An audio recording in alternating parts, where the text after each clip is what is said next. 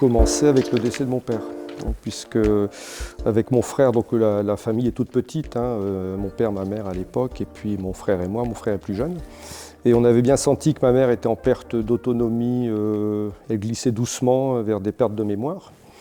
Et par contre, mon père voulait absolument pas en entendre parler, donc on lui a susurré à plusieurs reprises de faire des analyses ou d'aller dans un centre de la mémoire, par exemple. Et là, il ne voulait pas en entendre parler puisqu'il était là. En revanche, à son décès en 2008, là, le problème de l'autonomie de ma maman et de sa perte de mémoire s'est posé un peu plus franchement, puisqu'elle s'est retrouvée seule dans une maison avec des escaliers. Et avec mon frère, on a pris la décision d'au moins vérifier ce qu'elle avait, est-ce que c'était bien un Alzheimer ou pas. Donc en quelques analyses et puis un rendez-vous au CHR, au centre de la mémoire, on s'est rendu compte qu'effectivement c'était un Alzheimer qui avançait doucement. Donc elle a été suivie par une neurobiologiste pendant un certain nombre d'années, jusqu'à son arrivée en EHPAD. Voilà. Donc la mesure qu'on a obtenue, qui est celle de l'habilitation familiale, s'est faite un petit peu à la fois, parce qu'au début, en fait, elle savait encore signer. Donc on l'accompagnait dans tous les actes de la vie courante, jusqu'à même revendre sa maison pour acheter un appartement de plein pied après quelques chutes. Et tout ça, ça se faisait, sinon avec son accord, au moins en l'informant. Donc là, on n'était pas uniquement là pour elle, mais on le faisait avec elle. On a fait beaucoup de choses avec elle. Par exemple, quand elle avait encore un niveau d'autonomie suffisant et qu'elle savait se déplacer, on faisait les courses avec elle. Donc elle choisissait ses aliments. Donc ça a duré pendant presque une dizaine d'années, jusqu'en 2016, on va dire. Donc on avait aussi mis en place des mesures d'aide à domicile. Enfin, on cherchait une mesure d'habilitation familiale ou une tutelle ou une curatelle. Donc on s'est renseigné à ce moment-là. En 1994, donc la juge des tutelles avenue du Peuple belge, nous a convoqués pour savoir si il y avait une mise sous tutelle. Donc le premier acte a été de demander à mon fils. Bon, c'est la loi, sauf que quand on demande cela à des personnes autistes ou des personnes handicapées qui ne réalisent pas la question qu'il aurait posée, bon, il a dit oui, bien évidemment, mais ça, c'est pas évident quand même. Hein. Parce que je connais des personnes qui disent non, puis après reviennent. Donc il a dit oui, et donc depuis 1994, je suis le tuteur de mon fils.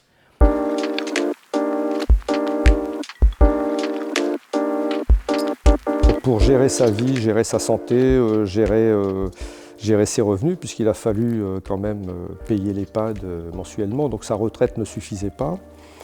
L'allocation de l'appartement dont elle disposait, Hélène, permettait d'éponger un peu, mais ça ne suffisait pas, donc nous savions qu'on avait un déficit à combler.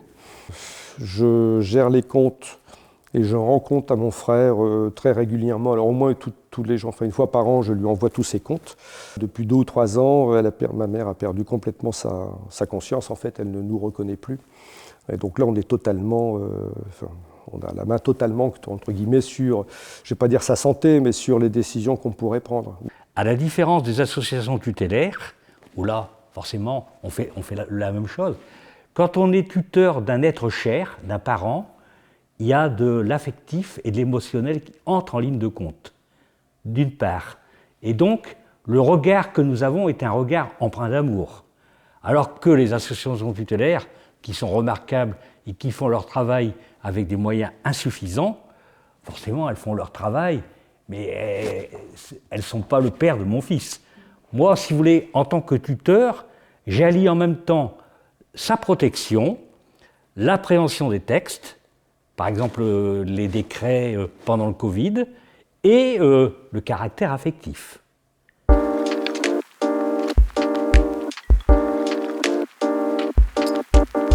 Je ne sais pas, on continue à lui parler.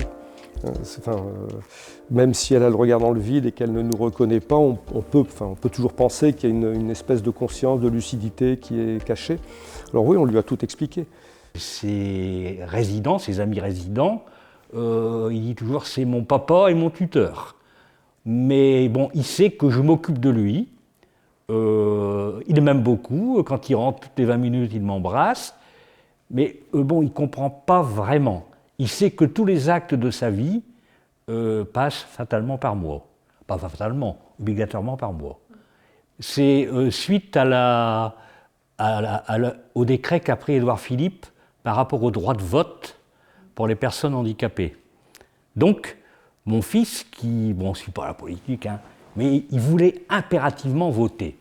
Donc, les éducateurs m'ont appelé, alors qu'en réalité, ils n'étaient pas obligés de le faire, hein, mais ils m'ont appelé pour me demander. Moi, au contraire, j'ai applaudi des deux mains. Et donc, quand il est revenu à la maison, je lui ai expliqué, sans pour autant, parce que ça, c'est un problème sociétal très délicat. J'ai par exemple un de mes neveux qui dit bah, moi, je suis contre, parce que ça veut dire que toi, tu votes 2 fois.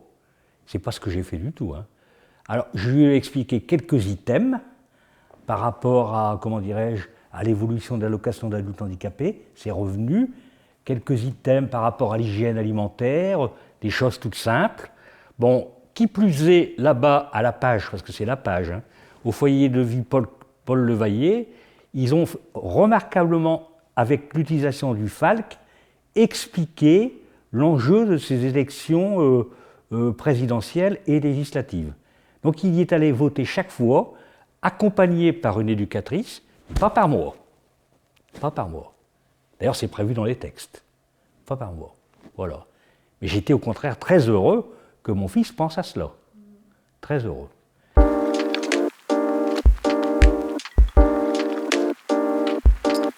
C'est faire comprendre aux banques ce que c'était qu'une habilitation familiale. Et donc le premier contact que j'ai eu avec la banque de ma maman, qui est pourtant, enfin je peux la nommer, c'est qui est pourtant réputée pour être proche des personnes protégées, ça ne s'est pas bien passé parce que la personne responsable de cette question-là sur l'île ne savait pas ce que c'était qu'une habilitation familiale. Et donc n'admettait même pas que le document que je lui fournissais signé par le juge me permettait de signer à la place de ma maman, hein, puisque jusque-là, c'est elle qui savait signer encore. Hein. Donc ça, il nous a fallu un certain temps pour que je veux dire la en général, pas cette personne-là en particulier, admette l'idée qu'une habilitation familiale existait et qu'on puisse prendre des décisions à la place de ma maman et donc signer. Hein, puisque c'était moi qui, bon, avec mon frère, on avait, bon, je suis frère aîné, bon, alors, donc c'est à moi qui a échu cette responsabilité. Et puis bon, je lui avais proposé, puis ça ne me paraissait pas très lourd non plus. Et puis il était là aussi de toute façon. Donc ça a été une étape un peu curieuse aussi, où après avoir eu l'obtention enfin, l'accord du juge, il a fallu se battre un peu avec la banque pour faire reconnaître cette situation. Les tuteurs, quand ils sont pères d'un enfant tuteur, n'ont aucune formation. Alors, je vous dis, par rapport à la tutelle, il faut vraiment aider les tuteurs qui sont désignés par la juge des tutelles.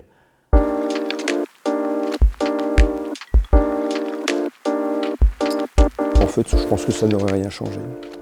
Donc je suis le tuteur de mon fils et devant la juge des tutelles, vu mon âge, puisque je vais bientôt avoir 81 ans, nous avons bâti à deux ce que j'appellerais le continuum de protection. Le continuum de protection, c'est le fait, si vous voulez, qu'on a parlé tous les deux de quand je partirai. Il ne faut pas avoir peur d'en parler.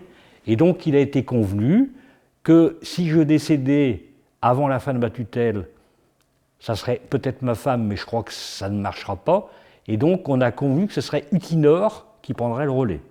Donc, nous avons construit le parcours de protection juridique de mon fils jusqu'à sa mort.